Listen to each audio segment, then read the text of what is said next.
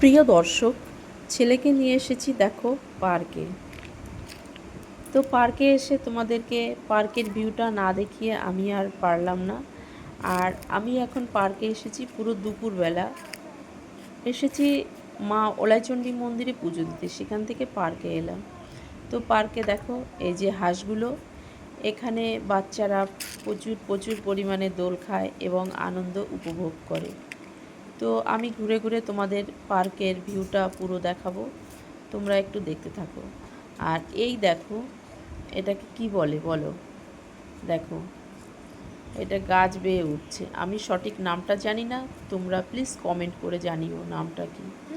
আর এইটা দেখো আর একটা দোলনা। হ্যাঁ, তো ছেলে এইটা প্রথমে এসে চড়েছে, দৌড়ে এসে এইটাই উঠেছে, অন্যটায় ওঠেনি, আগে এসে এইটাই উঠেছিল।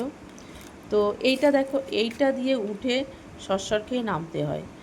আর এই যে হাতিটা দেখছো, হাতিটার সুর নেই, কারণ এই পার্কটা এত অত্যাচার করে, হাতির সুরটাই ভেঙে দিয়েছে। হাতিটার সুরটা দেখো, মানে নেই, আউট হয়ে গেছে সুরটা।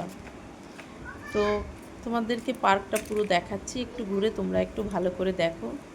এটা হচ্ছে চণ্ডীতলার পাশে যে পার্কটা আছে, বীরনগর চণ্ডীতলা, ওলাই চণ্ডীতলার পাশের পার্কটা। তো এখানে দেখো, এখানে সবাই মানে যে শিকলে দোলনা থাকে, বাঁধানো যে দোলনা থাকে, শিকল দেওয়া যে দোলনাগুলো থাকে লোহার, সেই দোলনাটা পর্যন্ত মানে ছিঁড়ে ভেঙে ফেলেছে, এত অত্যাচার হয় এই পার্কটার পর। তারপরে দেখো এই সিঁড়ি দিয়ে উঠে এইখান থেকে সরসরি খায়, সিঁড়ি দিয়ে উঠে এসে এটা সরসরি খায়। এই দেখো এগুলো অ্যাকচুয়ালি মানে কি বলবো,